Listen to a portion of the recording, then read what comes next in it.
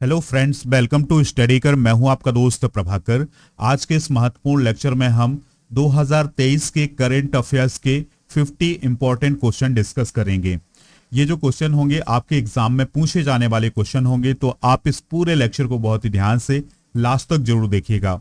दोस्तों, हम इस पूरे लेक्चर को टू द पॉइंट समझने की कोशिश करेंगे, क्योंकि हम यहाँ वहाँ की बातें करेंगे तो आपका समय ज़्यादा बर्बाद होगा। तो दोस्तों, हमें आपके समय की कीमत पता है, तो इसलिए हम इस पूरे लेक्चर को टू द पॉइंट समझने की कोशिश करेंगे। तो आप ये लेक्चर बहुत ही ध्यान से लास्ट तक जरूर देखिएगा, और लास्ट में जो क्वेश्चन आपसे पूछा जाए उसका आंसर आपको कमेंट बॉक्स में जरूर देना है। चलिए लेक्चर की शुरुआत करते हैं, देखते हैं पहला क्वेश्चन क्या है।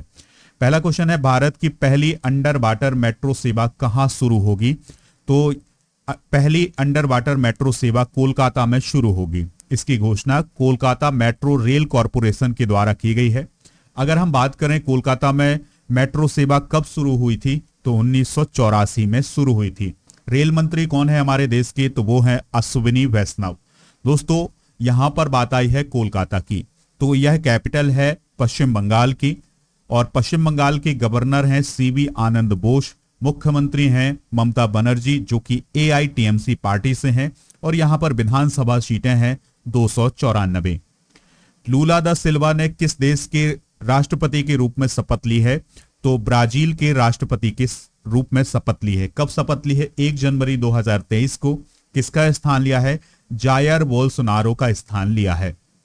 दोस्तों, लूला दा सिल्वा 4 साल के कार्यकाल के लिए वह तीसरी बार चुने गए हैं, यानी तीसरी बार वह ब्राजील के राष्ट्रपति बने हैं। गेराल्डो अल्कमिन जो है वो ब्राजील के उपराष्ट्रपति बने हैं। ब्राजील की बात कर लेते हैं, तो यह है दक्षिण अमेरिका महाद्वीप में स्थित एक कंट्री है। कैपिटल है इसकी ब्रासीलिया, और यहाँ की करेंसी है ब्राजीलियाई रियल। लक्ष्मी सिंह किस प्रदेश की पहली महिला पुलिस कमिश्नर बनी है? तो वह उत्तर प्रदेश की पहली महिला पुलिस कमिश्नर बनी है। उनकी पोस्टिंग हुई है गौतम बुद्ध नगर में। दोस्तों, उत्तर प्रदेश की बात करें तो राजधानी है लखनऊ, राज्यपाल हैं आनंदीबेन पटेल, और मुख्यमंत्री हैं योगी आदित्यनाथ। भारत के 78वें ग्रैंड मास्टर कौन बने हैं? तो कौस्तभ चटर्जी जो हैं वो भारत के 78वें ग्रैंड मास्टर बने हैं। दोस्तों, अगर हम बात करते हैं शतरंज की, तो शतरंज को कंट्रोल करने वाली या शतरंज को गवर्न करने वाली सबसे बड़ी संस्था कौन है? फिडे है, जिसे हम इंटरनेशनल चेस फेडरेशन के नाम से जानते हैं। इसकी स्थापना 20 जुलाई 1924 को हुई थी। इसका मुख्यालय लुसाने स्विट्जरलैंड में है। दोस्तों, एक पॉइंट और याद रखना है कि अभी हाल ही में भारत की कोनेरू हम्पी ने फिडे वर्ल्ड विल्टस शतरंज चैंपियनशिप में महिला वर्ग में सिल्वर मेडल हासिल किया है। हाइड्रोजन ट्रेन चलाने वाला दुनिया का दूसरा देश कौन बना है? तो वो बना है दोस्तों चाइना। और हाइड्रोजन ट्रेन चलाने वाला एशिया का पहला देश चाइना बना है, और वह दुनिया का दूसरा देश है जिसने हाइड्रोजन ट्रेन संचालित की है। दोस्तों, सितंबर 2022 में जर्मनी ने विश्व की पहली हाइड्रोजन ट्रेन संचालित की थी, और ऐसा कहा जा रहा है कि भारत में भी दिसंबर 2023 तक अपनी पहली स्वदेशी हाइड्रोजन ट्रेन संचालित कर सकता है। सियाचिन में तैनात होने वाली पहली महिला अधिकारी कौन बनी है? तो वो बनी है शिवा चौहान। कौन बनी है दोस्तों? शिवा चौहान। तो कैप्टन शिवा चौहान सियाचिन ग्लेशियर पर कुमार पोस्ट के सबसे ऊंचे युद्ध के मैदान में सक्रिय रूप से तैनात होने वाली पहली महिला अधिकारी बनी है। दोस्तों, सियाचिन ग्लेशियर की बात करें तो सियाचिन ग्लेशियर काराकोरम रेंज में स्थित है, और यह 75 किलोमीटर लंबा है। मुख्यमंत्री आवासीय भूमि अधिकार योजना किस राज्य में शुरू की गई है? तो यह शुरू की गई है मध्य प्रदेश में। CM शिवराज सिंह चौहान ने हितग्राहियों को आवासीय भूमि के निःशुल्क पट्टे वितरित किए हैं, यानी जिनके पास भूमि नहीं है उन लोगों को भूमि दी गई है मुख्यमंत्री आवासीय भू अधिकार योजना के तहत। तो दोस्तों, इसकी शुरुआत मध्य प्रदेश के टीकमगढ़ जिले के बकपुरा पंचायत से हुई थी। ठीक है, तो प्रत्येक लाभार्थी परिवार को लगभग 600 वर्ग फीट का भूखंड दिया गया है। मध्य प्रदेश के मुख्यमंत्री कौन है? शिवराज सिंह चौहान। राजधानी है भोपाल, और मंगू भाई छगन भाई पटेल यहाँ के गवर्नर हैं। चुनाव आयोग द्वारा बिहार के लिए स्टेट आइकॉन किसे नियुक्त किया गया है? तो मैथिली ठाकुर को नियुक्त किया गया है। लोक गायिका है मैथिली ठाकुर, तो इनको जनवरी 2023 में चुनाव आयोग के द्वारा बिहार के लिए स्टेट आइकॉन नियुक्त किया गया है। वह मतदाताओं को जागरूक करेंगी। दोस्तों, मैथिली ठाकुर ने बिहार के पारंपरिक लोक गीतों को मैथिली, भोजपुरी और हिंदी में गाया है। एक पॉइंट और याद रखिएगा कि चुनाव आयोग के नेशनल आइकॉन कौन है, तो वो है पंकज त्रिपाठी। अगला क्वेश्चन है, किसे गैरकानूनी गतिविधि रोकथाम अधिनियम यानी यूएपीए के तहत आतंकवादी संगठन घोषित किया गया है? तो दोस्तों, इस क्वेश्चन का जो राइट आंसर होगा वो होगा द रेजिस्टेंस फ्रंट को। तो केंद्र सरकार ने गैर कानूनी गतिविधि रोकथाम अधिनियम यानी यूएपीए के तहत द रेजिस्टेंस फ्रंट को एक आतंकवादी संगठन घोषित किया है। टीआरएफ 2019 में लश्कर-ए तैयबा के एक प्रॉक्सी संगठन के रूप में अस्तित्व में आया था, जो एक प्रतिबंधित आतंकवादी संगठन है। यह संगठन जम्मू कश्मीर में आतंकवादी गतिविधियों को बढ़ाने में शामिल था। नेक्स्ट क्वेश्चन है, दुनिया का ताड़ के पत्तों का पहला पांडुलिपि संग्रहालय किस राज्य में खोला गया है? तो यह खोला गया है केरल में। केरल की कैपिटल क्या है? तिरुवनंतपुरम। तो तिरुवनंतपुरम में दुनिया का पहला ताड़ के पत्तों का पांडुलिपि संग्रहालय खोला गया है। इस संग्रहालय में 187 पांडुलिपियां हैं। दोस्तों, इस संग्रहालय में भारत की धरती पर यूरोपीय शक्तियों को हराने वाले एशिया के पहले साम्राज्य त्रावणकोर की लोकप्रिय कहानियों का एक संग्रह है। दोस्तों, इस संग्रहालय में पांडुलिपियों के अलावा कोलाचेल के प्रसिद्ध युद्ध की भी जानकारी उपलब्ध है। तो ये सभी पॉइंट आप नोट कर लें। 17वां प्रवासी भारतीय दिवस सम्मेलन किस राज्य में आयोजित हुआ है? तो दोस्तों, यह आयोजित हुआ है मध्य प्रदेश में। तो इसका आयोजन इंदौर मध्य प्रदेश में हुआ है। इसके मुख्य अतिथि थे डॉक्टर मोहम्मद इरफान अली, जो कि गुयाना के राष्ट्रपति हैं। विशिष्ट अतिथि थे चंद्रिका प्रसाद संतोखी, जो कि सूरीनाम के राष्ट्रपति थे। थीम क्या थी? प्रवासी अमृत काल में भारत की प्रगति के लिए विश्वसनीय भागीदार। दोस्तों, इसका आयोजन कब से कब तक किया गया था? 8 से 10 जनवरी तक किया गया था। प्रवासी भारतीय दिवस कब मनाया जाता है? 9 जनवरी को मनाया जाता है। आपके लिए एक इंफॉर्मेशन है दोस्तों कि अगर आप मध्य प्रदेश पटवारी परीक्षा की तैयारी कर रहे हैं या फिर मध्य प्रदेश के किसी भी एग्जाम की तैयारी कर रहे हैं, इसके अलावा अगर आप एसएससी या बैंकिंग किसी भी एग्जाम की तैयारी कर रहे हैं, तो उसके लिए मॉक टेस्ट हमारे ऐप पर उपलब्ध है। हिंदी और अंग्रेजी दोनों माध्यम में है। तो दोस्तों, आप मॉक टेस्ट जरूर ज्वाइन करिएगा। अगर आपको डिस्काउंट चाहिए तो मेरा कूपन कोड यूज करिएगा PS100, आपको इसमें डिस्काउंट मिल जाएगा। नेक्स्ट क्वेश्चन है, अवार्ड फॉर ग्लोबल लीडरशिप से किसे सम्मानित किया गया है? तो DY चंद्रचूड़ को सम्मानित किया गया है। दोस्तों, भारत के चीफ जस्टिस ऑफ इंडिया हैं DY चंद्रचूड़ जी। तो उन्हें हार्वर्ड लॉ स्कूल सेंटर के द्वारा अवार्ड फॉर ग्लोबल लीडरशिप से सम्मानित किया गया है। DY चंद्रचूड़ ने अमेरिका के हार्वर्ड लॉ स्कूल से LLM की डिग्री और ज्यूरिडिकल साइंसेस में डॉक्टरेट की उपाधि ग्रहण की है। तो ये सभी पॉइंट आपको नोट करना है। पुरस्कार और सम्मान की बात आई है तो कुछ इंपॉर्टेंट पुरस्कार डिस्कस करते हैं। मिसेज वर्ल्ड 2022 का खिताब सरगम कौशल को मिला है। रोहिणी नैयर पुरस्कार सेत्री कैम्स संगतम को मिला है। PETA India person of the year 2022 Sonakshi Sinha. Bankers bank of the year award 2022 Canara bank को मिला है।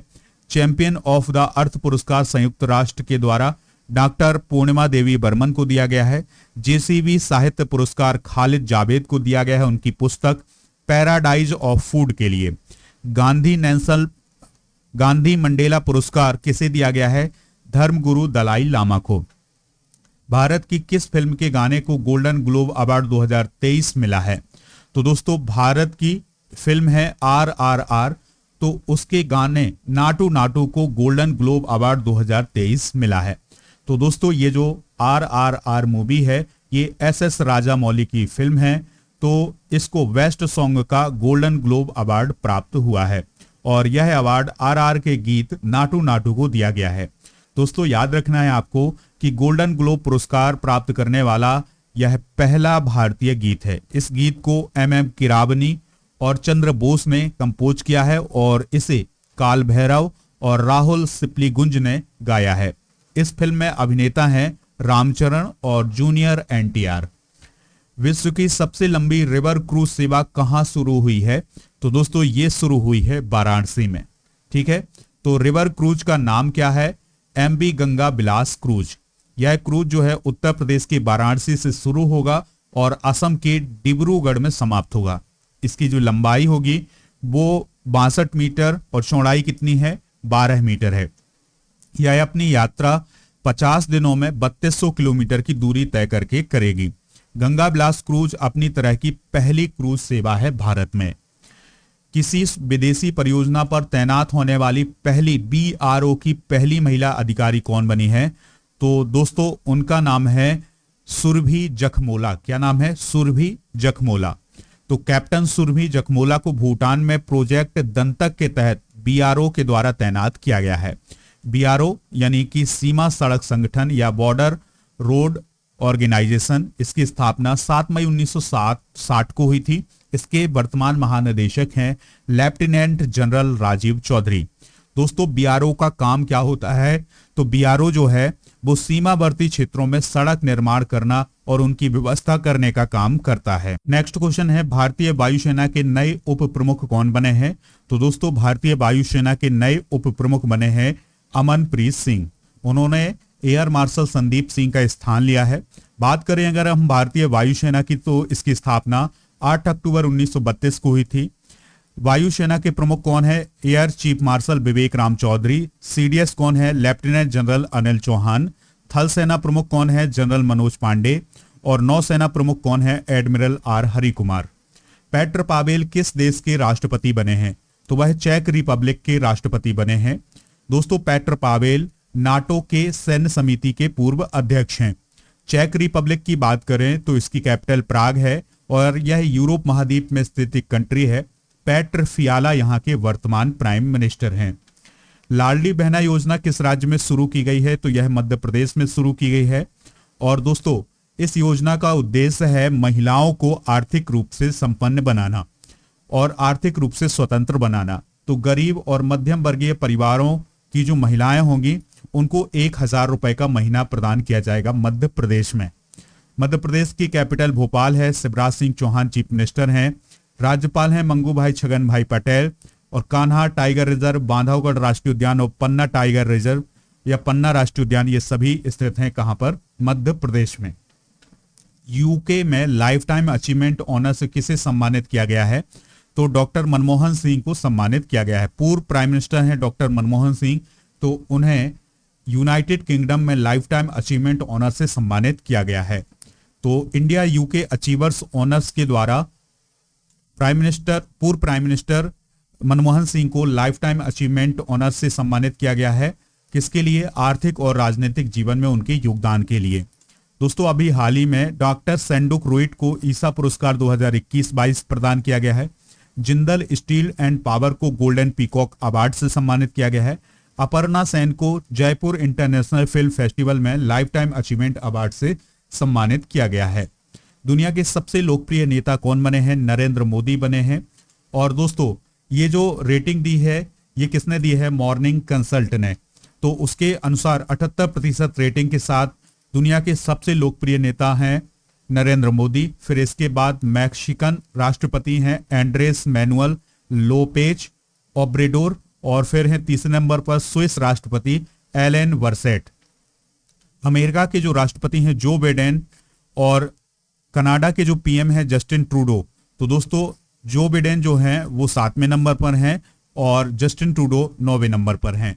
हाल ही में कौन सा देश अंतरराष्ट्रीय सौर गठबंधन में शामिल हुआ है? तो कांगो रिपब्लिक जो है वो अभी हाल ही में अंतरराष्ट्रीय सौर गठबंधन में शामिल हुआ है। दोस्तों अंतरराष्ट्रीय सोलर गठबंधन या अंतरराष्ट्रीय सौर गठबंधन की स्थापना नवंबर 2015 में भारत और फ्रांस ने मिलकर की थी और यह वन सन वन वर्ल्ड और वन ग्रिड को लागू करने की एक नोडल एजेंसी है। इसका मुख्यालय गुरुग्राम हरियाणा में है। 65वें ग्रैमी पुरस्कारों में तीसरी बार ग्रैमी पुरस्कार किसने जीता है? तो भारत के रिकी केज ने तीसरी बार ग्रैमी पुरस्कार जीता है। तो 65वां वार्षिक ग्रैमी पुरस्कार समारोह लॉस एंजेलिस अमेरिका में आयोजित किया गया था। तो बेंगलुरु के संगीतकार हैं रिकी केज, तो उन्होंने तीसरी बार ग्रैमी पुरस्कार जीता है। इससे पहले उन्होंने 2022 और 2015 में भी ग्रैमी अवार्ड जीता था। दोस्तों रिकी केज के एल्बम डिवाइन टाइड्स के लिए उन्हें पुरस्कार मिला है। रिकी केज ग्रैमी पुरस्कार जीतने वाले भारत के सबसे कम उम्र के व्यक्ति हैं। याद रखिएगा कि ये जो ग्रैमी पुरस्कार है ये संगीत के क्षेत्र में दिया जाता है। 2023 के विजेता हम डिस्कस करते हैं तो रिकॉर्ड ऑफ द ईयर लीजो को, album of the year Harry styles Harry's house को दिया गया है, सॉन्ग ऑफ द ईयर लीजो को दिया गया है, बेस्ट न्यू आर्टिस्ट का अवार्ड समारा जॉय को दिया गया है। ग्रैमी अवार्ड संगीत के क्षेत्र में दिया जाता है, रिकॉर्डिंग एकेडमी के द्वारा यह प्रदान किया जाता है। यह पुरस्कार पहली बार 1959 में प्रदान किया गया था। पीएम मोदी ने एशिया के सबसे बड़े हेलीकॉप्टर कारखाने का उद्घाटन कहां किया है? तो तुमकुरू में किया है। तो प्राइम मिनिस्टर नरेंद्र मोदी ने 6 फरवरी 2023 को तुमकुरू में हिंदुस्तान एरोनॉटिक्स लिमिटेड यानी HAL के हेलीकॉप्टर कारखाने का उद्घाटन किया है। यह जो हेलीकॉप्टर फैक्ट्री है यह एशिया की सबसे बड़ी हेलीकॉप्टर निर्माण सुविधा है। यह शुरुआत में लाइट यूटिलिटी हेलीकॉप्टर का उत्पादन करेगा और कारखाना प्रति वर्ष लगभग 30 हेलीकॉप्टरों का उत्पादन करेगा। इसकी शुरुआत या इसकी जो आधारशिला है वो 2016 में प्राइम मिनिस्टर नरेंद्र मोदी जी के द्वारा रखी गई थी। बात कर लेते हैं HAL की, तो इसकी स्थापना 23 दिसंबर 1940 को हुई थी। मुख्यालय बेंगलुरु में है और यह रक्षा मंत्रालय के तहत काम करने वाली एजेंसी है। दोस्तों इसके वर्तमान अध्यक्ष हैं R माधवन।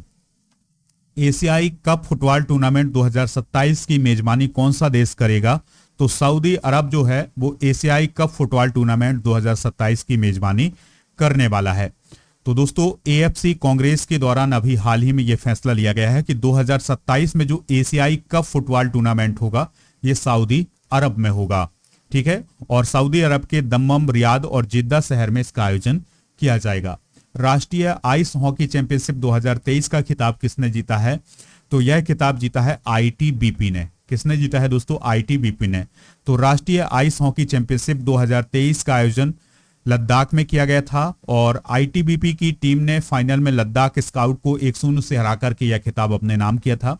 बात कर लेते हैं ITBP की। तो दोस्तों इसकी स्थापना 1962 के युद्ध के बाद की गई थी और इसकी स्थापना 1962 में ही की गई थी। 1962 का युद्ध भारत और चाइना के बीच हुआ था। दोस्तों यह आमतौर पर चीन की सीमा के साथ हिमालय के पहाड़ों में भी तैनात है और यह हमारी सीमा की रक्षा करता है और इसका मुख्यालय नई दिल्ली में है। महानिदेशक हैं अनीस दयाल सिंह। किस देश में भूकंप की वजह से 45,000 से ज्यादा लोगों की मौत हुई है? तो दोस्तों अभी हाल ही में तुर्की और सीरिया में जो भूकंप आया था 7.6 तीव्रता का, उसमें 45,000 से अधिक लोगों की मौत हो गई है। सॉरी, ये जो रेक्टर स्केल पर भूकंप का पैमाना था वो था 7.8, ठीक है। इसके बाद दोस्तों 243 आफ्टर शॉक भी आए हैं। इसका जो केंद्र था, ये केंद्र कहां था? तो वो था तुर्की का जो गंजिया टैप शहर है वहां पर इस भूकंप का केंद्र था। देखिए यहां पर आप देखिएगा, ये है सीरिया और ये है तुर्की या तुर्की। तो ये है दोस्तों इस भूकंप का सेंटर, गंजिया टैप शहर। अगला क्वेश्चन है सौरमंडल में सबसे ज्यादा उपग्रह वाला ग्रह कौन बना है? तो वो बना है बृहस्पति। और बृहस्पति में अब जो उपग्रहों की संख्या है वो 92 हो गई है। और दोस्तों दूसरे नंबर पर शनि है जिसके पास उपग्रहों की संख्या 83 है। 2021 से 22 के बीच में बृहस्पति के उपग्रहों की खोज की गई है। और दोस्तों पृथ्वी के पास एक उपग्रह है, याद रखिएगा। और यूरेनस के पास 27 है, नेपच्यून के पास 14 है, मंगल के पास 2 उपग्रह है, बुध और शुक्र के पास कोई भी उपग्रह नहीं है। नेक्स्ट क्वेश्चन है भारत के किस राज्य केंद्र शासित प्रदेश में लिथियम के भंडार पाए गए हैं? तो दोस्तों अभी हाल ही में जम्मू कश्मीर में लिथियम के भंडार पाए गए हैं। तो जम्मू कश्मीर के जम्मू संभाग का जो रियासी डिस्ट्रिक्ट है वहां पर 59 लाख टन लिथियम के भंडार पाए गए हैं। तो भारतीय भूवैज्ञानिक सर्वेक्षण ने इसकी खोज की है। अभी तक भारत लिथियम के लिए अन्य देशों पर निर्भर था, लेकिन अब ये जो निर्भरता है कुछ कम हो जाएगी। अभी हाल ही में भारत ने अर्जेंटीना में 2 लिथियम और 1 तांबे की खदान की खोज भी की है। दोस्तों लिथियम का उपयोग बैटरी बनाने में किया जाता है। नेक्स्ट क्वेश्चन है, बहुत ही इंपॉर्टेंट क्वेश्चन होगा। भारत ने तुर्की में भूकंप प्रभावित लोगों को राहत देने के लिए कौन सा ऑपरेशन चलाया है? तो दोस्तों ऑपरेशन दोस्त चलाया है, ठीक है। तो भारत ने तुर्की में भूकंप प्रभावित लोगों को राहत देने के लिए ऑपरेशन दोस्त चलाया था, जिसमें भारतीय टीम वहां पर गई थी और लोगों की मदद भी की थी। अगला क्वेश्चन है SSLV D2 रॉकेट को किसने लॉन्च किया है? तो दोस्तों इस रॉकेट को अभी हाल ही में इसरो के द्वारा लॉन्च किया गया है। अगर आपको ये लेक्चर पसंद आ रहा है दोस्तों तो आप इसे लाइक करिएगा, शेयर करिएगा सभी दोस्तों को सभी सोशल मीडिया प्लेटफॉर्म पर। तो इसरो ने सतीश धवन स्पेस सेंटर हरिकोटा से सबसे छोटे SSLV D2 को अंतरिक्ष में लॉन्च किया है। SSLV का मतलब क्या होता है? Small satellite launch vehicle. दोस्तों इस SSLV D2 के साथ भारत ने 3 उपग्रह भी लॉन्च किए हैं। EOS यानी अर्थ ऑब्जर्वेशन सैटेलाइट 07 और इसके अलावा आजाद सैट 2 और जेनोस फर्स्ट जो कि अमेरिका का सैटेलाइट था, इनको अभी हाल ही में लॉन्च किया है SSLV के द्वारा। नेक्स्ट क्वेश्चन है मोहम्मद शहाबुद्दीन किस देश के नए राष्ट्रपति चुने गए हैं? तो वह दोस्तों बांग्लादेश के नए राष्ट्रपति चुने गए हैं। वह 22वें राष्ट्रपति हैं बांग्लादेश के। और दोस्तों याद रखिएगा कि इससे पहले अब्दुल हमीद जो थे वो राष्ट्रपति थे और बांग्लादेश में कोई भी व्यक्ति लगातार 2 बार राष्ट्रपति बन सकता है, ये वहां पर संविधान में प्रावधान किया गया है। बांग्लादेश की राजधानी ढाका है। शेख हसीना जो हैं यहाँ की प्राइम मिनिस्टर हैं और यहाँ के राष्ट्रपति हैं मोहम्मद शहाबुद्दीन और यहाँ की करेंसी है टका। खेलो इंडिया यूथ गेम 2022 में पहला स्थान किस राज्य का रहा है? तो पहला स्थान रहा है दोस्तों महाराष्ट्र का। किसका रहा है? महाराष्ट्र का। खेलो इंडिया यूथ गेम के 5वें संस्करण का समापन 11 फरवरी को हुआ है। महाराष्ट्र ने 56 गोल्ड मेडल के साथ 161 पदक जीत करके पहला स्थान हासिल किया है। दूसरा स्थान हासिल किया है हरियाणा ने, इसने 41 गोल्ड मेडल सहित 128 मेडल जीते हैं। तीसरे स्थान पर रहा है मेजबान मध्य प्रदेश, तो इसने 39 गोल्ड मेडल के साथ 96 मेडल जीते हैं। दोस्तों अगला क्वेश्चन डिस्कस करने से पहले खेलो इंडिया यूथ गेम के बारे में भी डिस्कस कर लेते हैं। तो इसकी मेजबानी 31 जनवरी 2023 से 11 फरवरी 2023 तक मध्य प्रदेश के द्वारा की गई है और इसमें दोस्तों पहली बार कनाइंग, कैनोइंग और कैनो सलाम और फेंसिंग जैसे खेल शामिल किए गए थे और ये मध्य प्रदेश के 8 अलग अलग शहरों में आयोजित किए गए हैं। भोपाल, इंदौर, जबलपुर, ग्वालियर, उज्जैन, महेश्वर, मंडला और बालाघाट, इनमें इनका आयोजन किया गया था।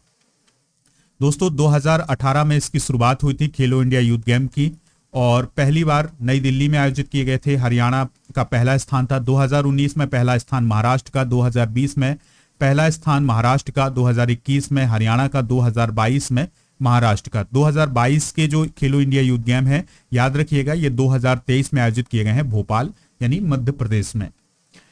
भारत की पहली electric AC double decker bus का उद्घाटन कहां किया गया है? तो दोस्तों इस क्वेश्चन का जो राइट आंसर होगा वो होगा मुंबई। तो VEST के द्वारा भारत की पहली electric AC double decker bus का उद्घाटन किया गया है। महाराष्ट्र सरकार ने महाराष्ट्र भूषण अवार्ड 2022 किसे देने की घोषणा की है? तो दत्तात्रेय नारायण धर्माधिकारी को 2022 का महाराष्ट्र भूषण अवार्ड दिया गया है। 2021 का महाराष्ट्र भूषण अवार्ड किसे दिया गया था? आशा भोसले जी को दिया गया था। महाराष्ट्र भूषण अवार्ड की बात करें तो यह महाराष्ट्र सरकार के द्वारा दिया जाने वाला सबसे बड़ा सम्मान है। इसकी स्थापना 1996 में हुई थी। इसके अंतर्गत 25 लाख रुपए की नगद राशि प्रदान की जाती है। यूनेस्को शांति पुरस्कार से किसे सम्मानित किया गया है? तो दोस्तों एंजेला मर्केल को सम्मानित किया गया है। एंजेला मर्केल जो हैं वो जर्मनी की पूर्व चांसलर हैं। तो उन्होंने 2015 में जो उनके देश में शरणार्थी आए थे उनकी मदद की थी, इसी के लिए उन्हें यूनेस्को शांति पुरस्कार से सम्मानित किया गया है। विश्व हिंदी सम्मेलन किस देश में संपन्न हुआ है? तो दोस्तों विश्व हिंदी सम्मेलन 2023 संपन्न हुआ है फिजी में। किस देश में? फिजी देश में संपन्न हुआ है। तो 12वां विश्व हिंदी सम्मेलन 17 फरवरी को नाडी फिजी में संपन्न हुआ है। इसका आयोजन 15 से 17 फरवरी तक हुआ था। इस सम्मेलन का मुख्य विषय या थीम क्या थी? हिंदी आर्टिफिशियल इंटेलिजेंस का पारंपरिक ज्ञान। इस सम्मेलन में 50 देशों के प्रतिनिधियों ने हिस्सा लिया था। पहला विश्व हिंदी सम्मेलन 1975 में नागपुर में हुआ था, याद रखना है।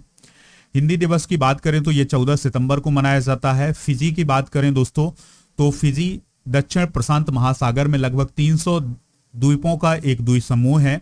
कैपिटल है सुबा। फिजियन डॉलर यहाँ की करेंसी है। प्राइम मिनिस्टर हैं सितमिनी राबुका। दक्षिण अफ्रीका से 12 चीते कुनो पालमपुर राष्ट्रीय उद्यान में लाए गए हैं। यह किस राज्य में स्थित है? तो दोस्तों कुनो पालमपुर राष्ट्रीय उद्यान जो है वो मध्य प्रदेश में स्थित है। तो अभी हाल ही में साउथ अफ्रीका से 12 चीते लाए गए हैं। 18 फरवरी को यहां पर छोड़ा गया है और 12 चीतों में बात करें दोस्तों तो 7 इसमें मेल हैं और 5 फीमेल हैं।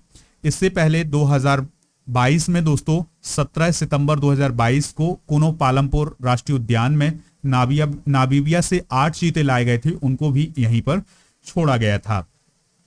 दोस्तों देश का अंतिम चीता 1947 में छत्तीसगढ़ में मृत पाया गया था और 1952 में भारत को चीता मुक्त देश घोषित किया गया था। अगला क्वेश्चन है, भारतीय थल सेना के उप प्रमुख कौन बने हैं? तो एमबी सुचेंद्र कुमार जो हैं वो भारतीय थल सेना के उप प्रमुख बने हैं। ठीक है दोस्तों, उन्होंने बीएस राजू का स्थान लिया है, ये पॉइंट आपको याद रखना है। रक्षा बलों के प्रमुख डिस्कस करते हैं तो CDS lieutenant general Anil Chauhan है, भारतीय थल सेना के अध्यक्ष हैं। जनरल मनोज पांडे जो कि 29वें हैं। भारतीय थल सेना उपाध्यक्ष हैं एमबी सुचेंद्र कुमार। भारतीय वायुसेना अध्यक्ष हैं विवेक राम चौधरी। भारतीय वायुसेना उपाध्यक्ष हैं अमनप्रीत सिंह और भारतीय नौसेना अध्यक्ष हैं एडमिरल आर हरि कुमार। भारतीय नौसेना उपाध्यक्ष हैं एसएन घोरमडे। भारतीय तटरक्षक बल के महानिदेशक हैं बीएस पठानिया। अगला क्वेश्चन है, दुनिया का दूसरा सबसे प्रदूषित शहर कौन बना है? तो वो बना है दोस्तों मुंबई। कौन बना है? मुंबई।